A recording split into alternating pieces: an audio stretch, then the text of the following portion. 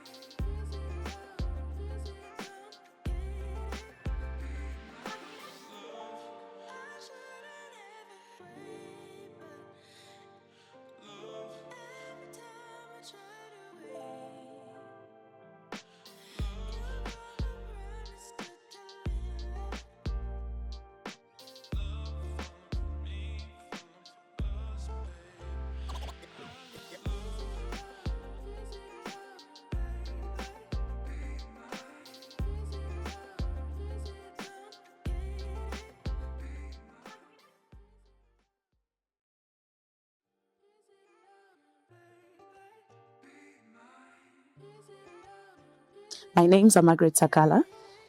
I'm Emmanuel Sakala.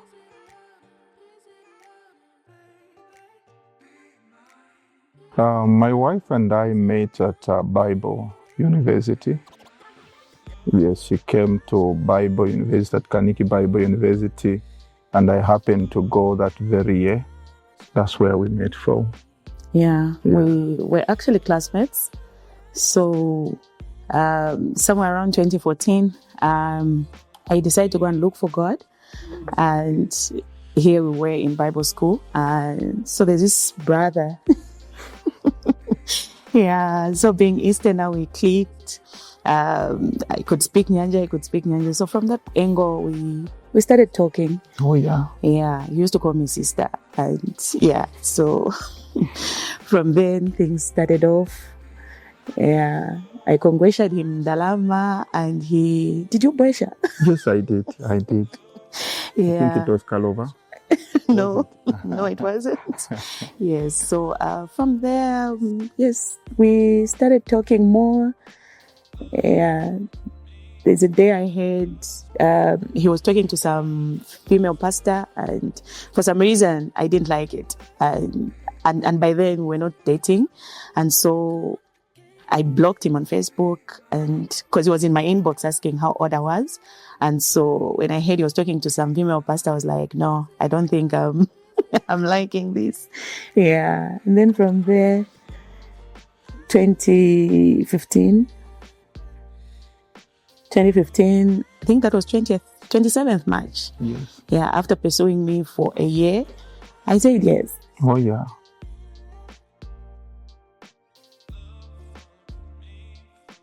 I think for me, the moment I saw was, maybe to start with, when I was going to Bible school at Kaniki, I was at a place where I had gone through a number of disappointments. And for me, Kaniki is secluded. It was more like I was saying, no, let me go to this place and just hide myself from everybody else. And let me go and find myself, because I really needed so much definition. I needed to understand who I was. I needed to understand why I was going through a number of disappointments. So I was saying, no, let me run away. Because actually, Kaniki is at a time, network was a challenge. So it was more like you've gone to another world, per se. For me, Kaniki, it was more like a wilderness. And the moment I got there, I opened my eyes and I saw her. And I said, no, I think this is about time. Let me be able to take a step, and I did. Yeah, so it's really something that, really I was looking forward to. And when the moment I saw her, I knew she was the one. Yes, I really felt something, ignited in me. Yeah. First impression, I think for me, he's this humble person. So for me, what struck me the most was the humility. Yeah, I come from a family where we've experienced a lot of divorces, and so I was looking for a person that was going to be a son to my mother, and so his humility and just his being. I remember in school, I think every person older than him, he was always saying, "Oh, Bakalamba." Anybody younger than him, he always had this respect for people. So for me, I think I said, okay, I think this man would make a good son to my mother and everything. And so I had issues, I had questions to begin with. I was like, he's coming from Bread of Life. There are many ladies out there, in the circles of Bread of Life. So why is he pursuing me in this wilderness? So I think for me, yeah, the first impression was good, but I had questions of why me over the ladies. And yeah, so at first I thought it was just confinement because we were restricted to going out there. But I think with time, I believed, okay, he settled his eyes on me. Yeah.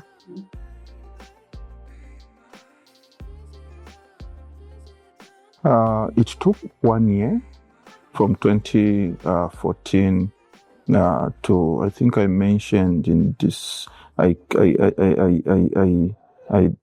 proposed, should be January 2015, is it? Or maybe towards the end of 2014. Towards the end of 2014. Yes, towards the end of 2014, I said, no, let me make my intentions right. Because I realized to say, if you delay, it may be something else. So I said, no, because, at Carnegie Bible University, there were very few ladies. I think there were only less than 5. Yes, I think the single ones were just the 3 of us. Yes, only 3. And men, I think, were over 70, if I'm not mistaken. Yes. Yeah, so I said, no, if I don't make a move now, I may start crying at the end of the day. So that's how I made a move, I think, towards the end of 2014. I said, no, let me tell her. Because I started by going into her inbox. I would ask, I'll order you. I would ask to say, no, let's go out, maybe have shawarma. And, I was just trying to give those hints to say, look, come on, my eyes are set on you. Yeah, so eventually at the end of 2014, I said, no, let me really tell her what is upon my heart, and I did.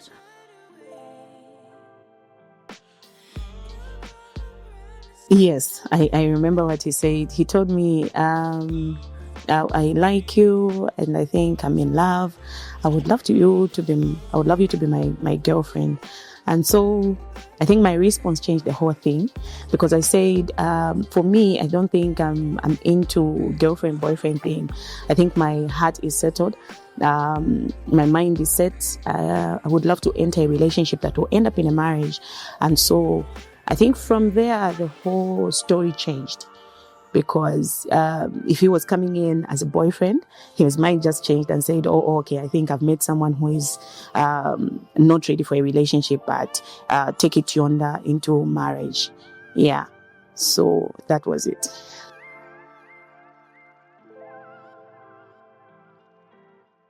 Okay, maybe let me respond to that one. The moment she asked me a question to say, do you just need me to be just a girlfriend like it's for marriage? There's just something that kicked in me, because I think it was for the very first time that I did, propose somebody, and they right there and then, they look serious to say, I need something beyond this. I need, I need something that will go beyond just boyfriend and girlfriend. I need marriage. I think something kicked in me to say, she's ready for marriage. So why should I delay? Because actually, maybe to take it a little bit backwards, when we went to Carnegie Bible University, there was a rule there. The school said, they stated to say, if you come here single, you walk out of this school single. Yeah. Meaning you don't have to propose anybody. No, you have to remain single until graduation.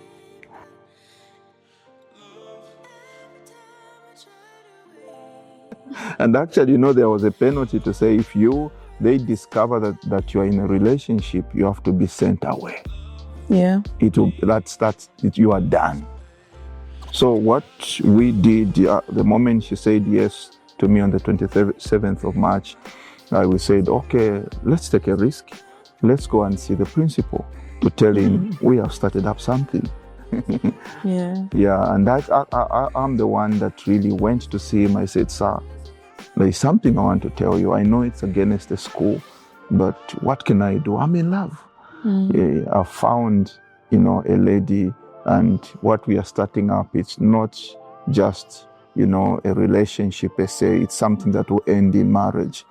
So we said, please, we need your guidance. We know the school rules. This is what has been stipulated. Once somebody has been found in a relationship, these are the consequences. But here we are trying to reason with you.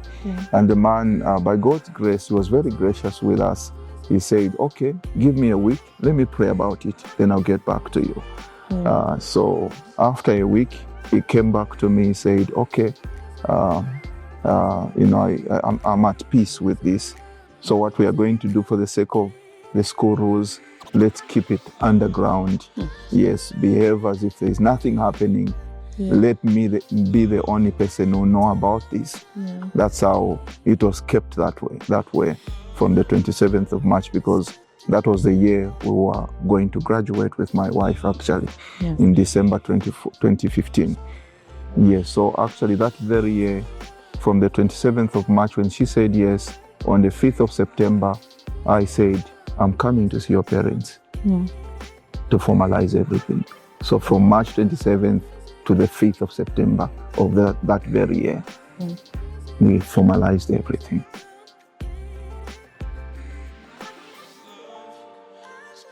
Yes, the engagement followed thereafter. That was the following year in April. In May. Yeah. Yes, in May. Just a month to our wedding.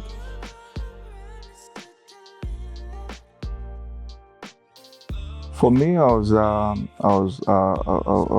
lucky. I was blessed, should I say. I happened to be in very good books with her sister. Two sisters, actually. Yeah, the other one, the cousin and the sister. So they really helped me so much, to be able to put everything up. And it was a surprise. It happened here in Lusaka. I traveled from Mondola coming here. It happened at Magan Bin. Yes. I'll never forget that place. Leave it back. I'll never forget that place. It was a surprise. She didn't know. And I saw her laughing for the very first time in my life, the way I had never seen her before. We were the four of us. Yes. Was it? Yes, we were the four of us. Yes. Yeah, it was her, myself. Then we had also her sister. And then there was also a lady that accompanied us. We were the four of us.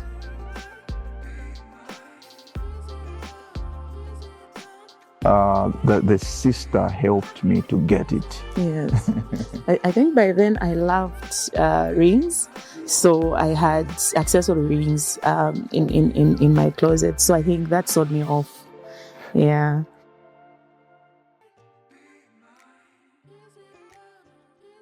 Wedding preparations.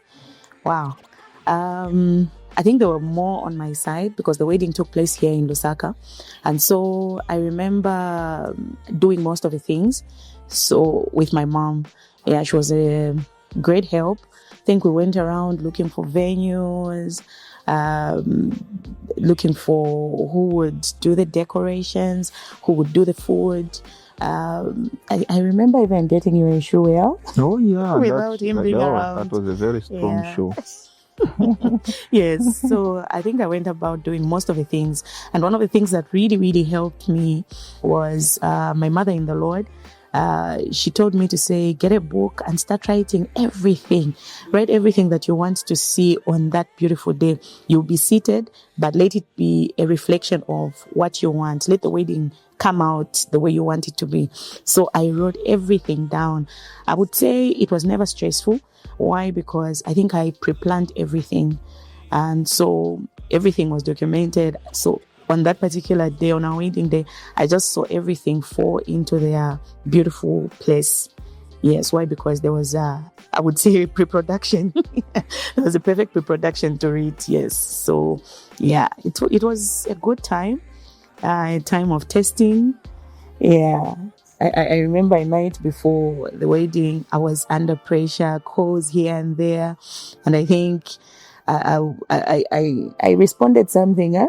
Oh yeah. I was upset with him for some reason. It was very stressful. Yeah, but even the everything best went man well. was caught in the same wave. Oh yes, I was just lashing out. Yeah, but it was the preparation was good.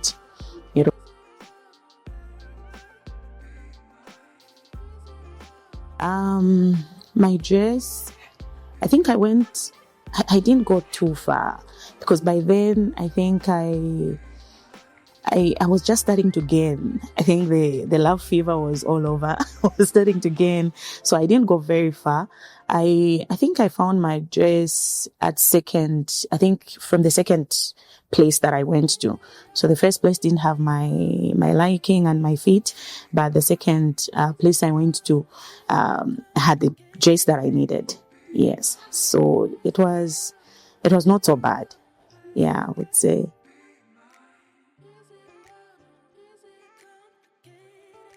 When I saw her walking, down the aisle coming towards me, it was a dream come true.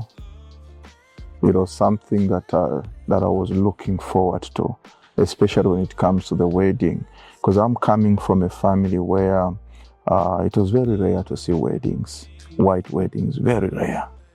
And I think mine was the second. But at the time when it was second, still my sister was late. So it was more like also the first. It was coming all over again, I would say. So it was a dream come true for me. I was very excited. Yeah.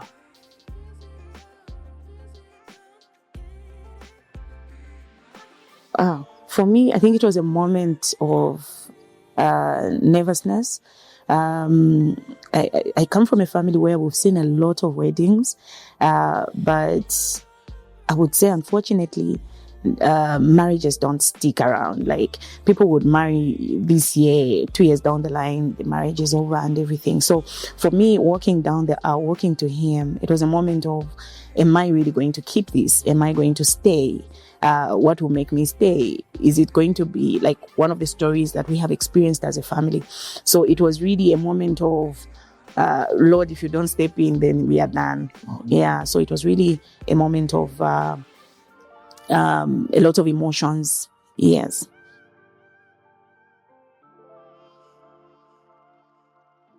Wow. I think, to be truthful, not that there's no God in the other marriages, but I think we've learned to trust God. Oh yeah. Yes, I think through it all, we've taken a day at a time, trusting God. I think one of the things that we have believed in as a couple is trusting God no matter what. Yeah, so we've had a lot of issues come up, bumps here and there, quarrels here and there. But I think one of the things that I remember our marriage counselor told us was, let your marriage be a word of salvation to the other people. These words have stuck with us, and from day one, our prayer has been, if a word of salvation is a word that brings hope, let our marriage bring hope. So even when we face a bump at any given time, I think one of the things that stand out is, Lord, does salvation ever fail? Wow. Yeah. So I think it's all been God.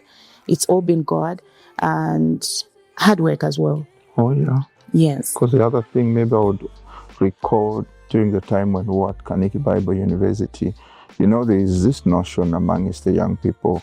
They say Christian guys are boring. And especially that we're both pastors, I said, no, we need to make our love life very interesting. And I remember that time I said, oh no, yes, we've got gadgets, we've got phones and everything. I can send you a text, I can write you an email, I can do stuff like that. But let's go back in time. Why don't we start writing letters? Because I remember when I was young, we could have these letters where someone writes and say, I love you like a cup of tea. Said, no, we need to make this love life very interesting. Yeah. And I would write a letter to my wife and she would respond, who are in the same premise at Bible University, no messenger and stuff like that. I would deliver my letter and I would get my letter, her letter, and I would read it the following day. I would again write a letter. Yeah. And at that time I said, no, yes, because I was a librarian, the computers were available. I said, no, I won't type my letters. I'll write them with my own hands. Yeah, and be able to send them. Those letters are still there even today. I think that we invested so much to a place where even today we not that we are not having any struggles. We do here and there, but I think even in our initial stages we invested so much to a place where even today we can still reap from the kind of investments that we had made even from that particular time. Yes, and just to add on, when I mentioned the issue of hard work, I think one of the things that have really, really helped us is investment in communication. I think we've learned to communicate openly, whether it's about excitement, grievance, whatever it is. I think we've been able to communicate openly. And one of the things that has helped us is not to allow misunderstandings to grow or allow any assumptions where you begin to assume and say she's upset because he's upset because. So I think the key thing that has really, really helped us is communication, open communication. Yes.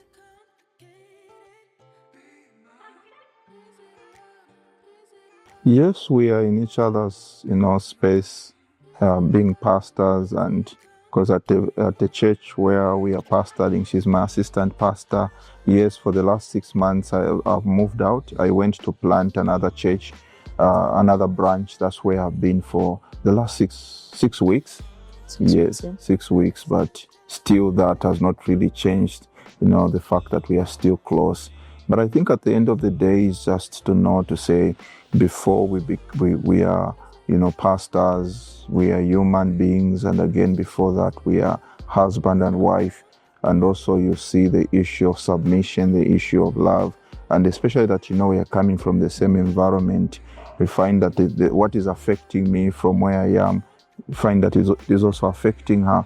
But we've learned to separate issues, to say, no, these are the issues. When we come home is not a church. We are raising children at home. We are parents. At home, we are husband and wife. So I think that has really helped us, I think, in the long run, to be able to, to demarcate, to say, no, this is not church. This is a home. And in our home, this is what we need to do. Yeah. Yes. Yeah, I don't know if... Yes, I think boundaries have been helpful to us. We've set boundaries to say, okay, church issues, we'll handle them at church, and we'll handle them in a way that they don't come into our personal space as husband and wife. Because I think without us separating those things, I think it would have been very hard for us to maneuver. And another thing is that we are both introverts. So besides us being in the same space in church, we are also in the same space. Like we can spend the whole day together in each other's space. So we spend most of our time together. Even a week weekend, provided everything is in the house. Oh yeah.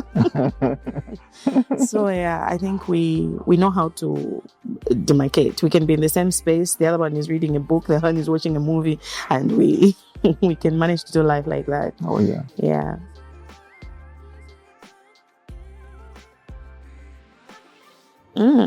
I think on that one, the opposite attracts. It is real, but even the same pause also work. Yes, they also work, because sometimes a friend would be like, okay, I would want to see you, but everything in me would be like, I want to stay home, but it still works out. It still works out. I think we've managed to do life. And it's really been beautiful. Yes, because I think church has helped us to interact with other people and everything. So I think what helps us balance is the aspect that we are mostly around people.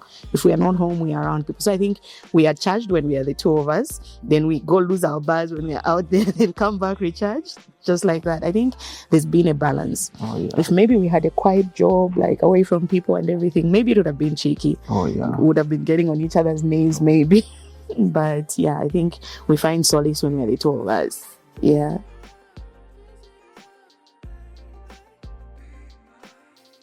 Two traits.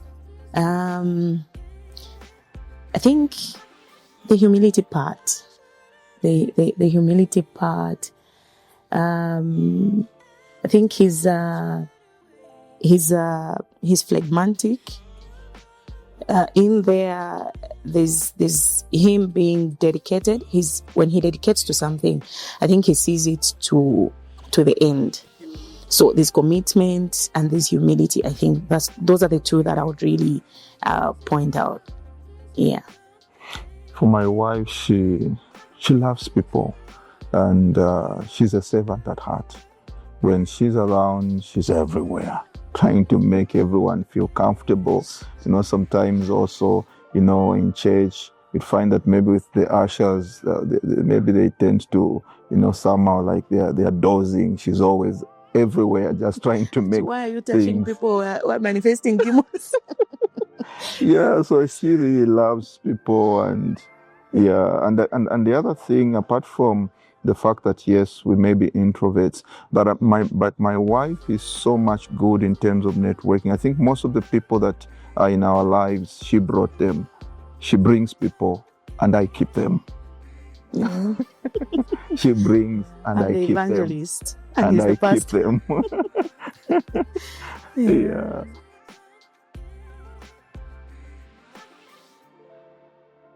Now, we are parents of two, and sometimes it's very tricky. Yeah, with all honesty, I think it's been very tricky. It's not a walk in the park. Sometimes we are needed to be in a particular space at the same time. Like, for example, attending pastors' retreats. And sometimes you find that they are actually in a working day or on a working day, and the kids have to go to school and things like that. So sometimes we inconvenience them. Yeah, but I think grace abounds.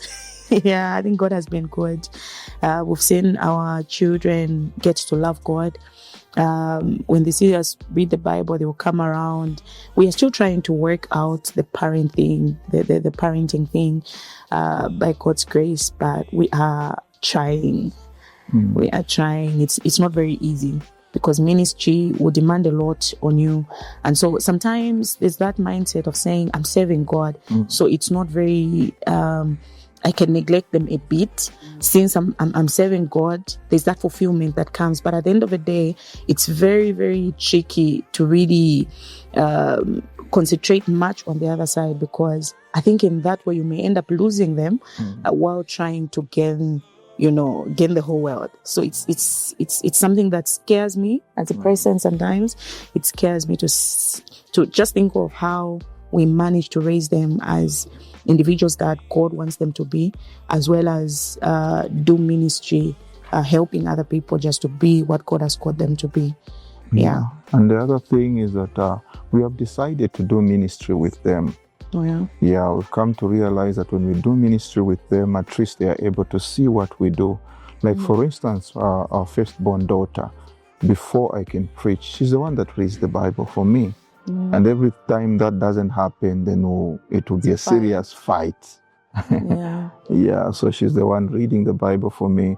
And at every place, wherever we go for ministry, we make it a point, let's go with them. Let them see what we do, so they can get to appreciate what we do. Yes. That is helping, because sometimes you come back tired, and you may not give them attention, but if you were together with them, they're also tired. So you end up getting home and just want to all rest. Yeah, so it's one of the ways that we've adopted.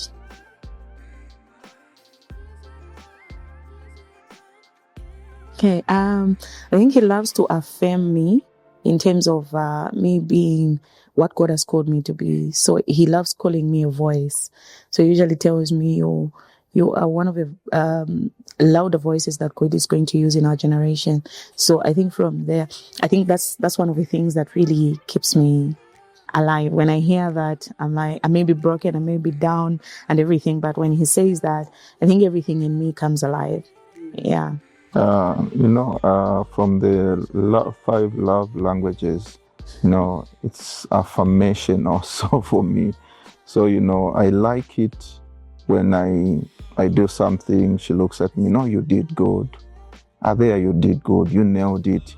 And even when because in the morning I went to the barber shop, the first moment before, when I just got there, she said, no, you're looking good. I said, wow. He loves compliments. I said, no, please.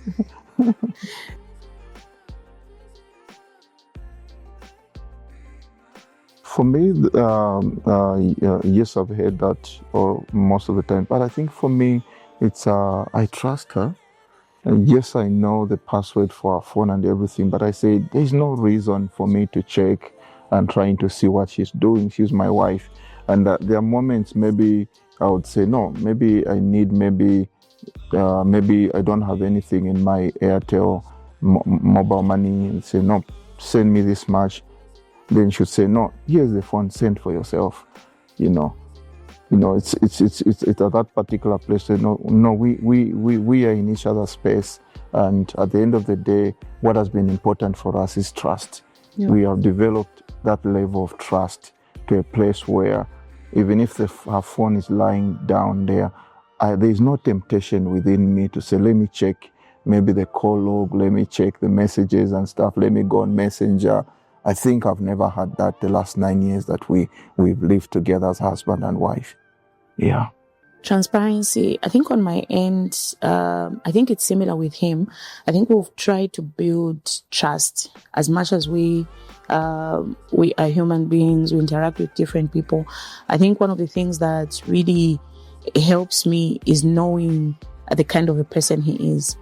I think if I didn't know him enough, what his capabilities are, positive or negative, I think I would have been at a place where maybe I would sneak on his phone. But I think one of the things that really helped me is knowing who he is. So I don't think I also get ever tempted to check on his phone. Whatever I love staying up late. He's an early bird, going to sleep. So I don't think I've ever gotten to a place where I'm tempted to check his phone. But at the end of the day, the statement is real, and I think the people that came up with it, came up with an issue of checking another person's phone and things like that. I think they are given reasons. At the end of the day, if I don't have a reason, I've not been given one. But if I do not have one, then I think that's the way it is. Yeah, and there are certain times maybe you should want to withdraw some money from my phone, and then she would ask me to say, what's your password? I would give her this look. I said, I've forgotten. Why? Because I don't ever want her to forget my password. Well.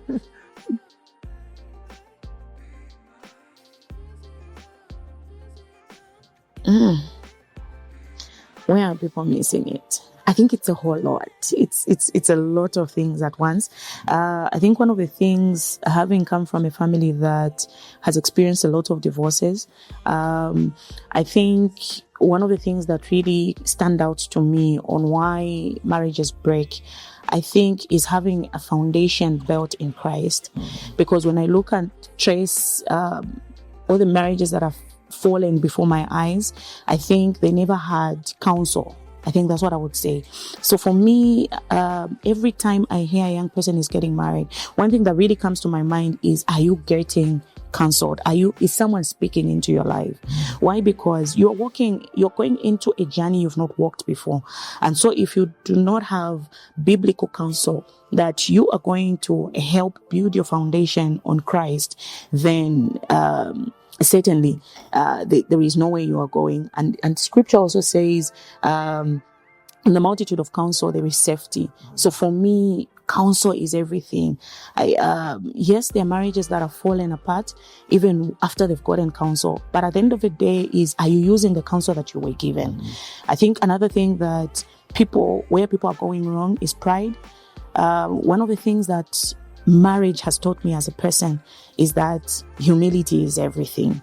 Just sometimes he may say, you've hurt me. I may not believe I've hurt him, but just the humility to say, I'm sorry.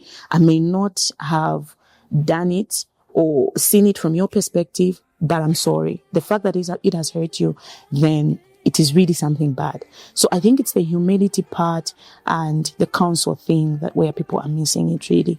Oh, yeah.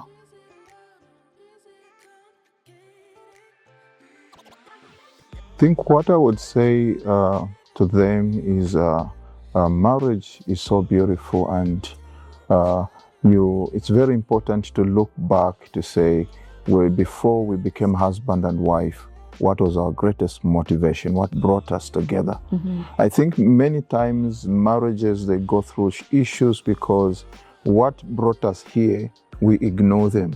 Mm-hmm. And we begin to, or maybe even we begin to let our guards down. But I think if here you were communicating 5 times a day, once you become husband and wife, find a way of communicating. Like for us, I think there was a day we spoke on phone for 8 hours. Yes. But even up to today, I still push to say, even when my wife has been away for maybe 1 or 2 or 3 hours, I think the least I've called her that day, maybe it's 5 times. Yeah, I think communication is very, very paramount. I think that couple needs to look back to say, what is it that I saw in this woman? What is it that I saw in this man? And I think to try to work on that and be able to bring it up again. What feeling did I have when I saw her? I need to be able to look deep down myself and begin to, to reignite that fire.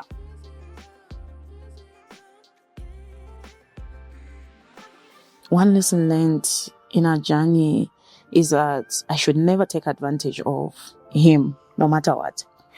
That lesson, I always look at life and say, the moment I begin to say I'm becoming familiar, I'm beginning to take advantage of him, at the end of the day, I need him.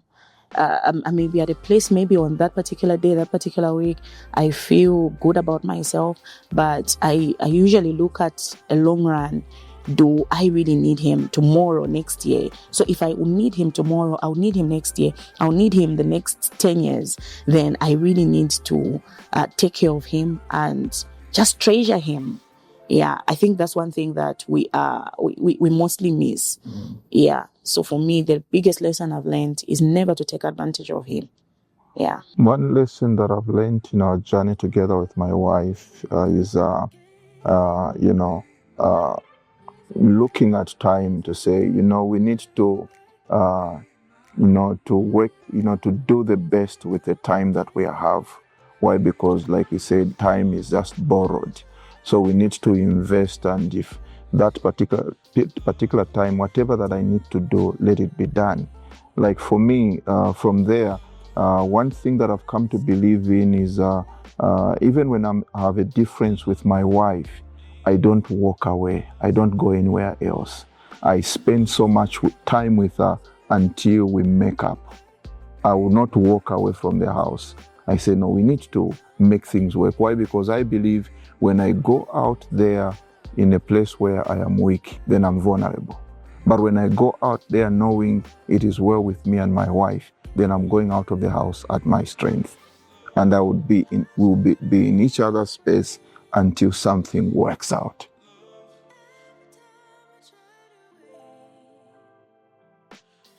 My name is Margret. My name is Emmanuel, and this is how we met.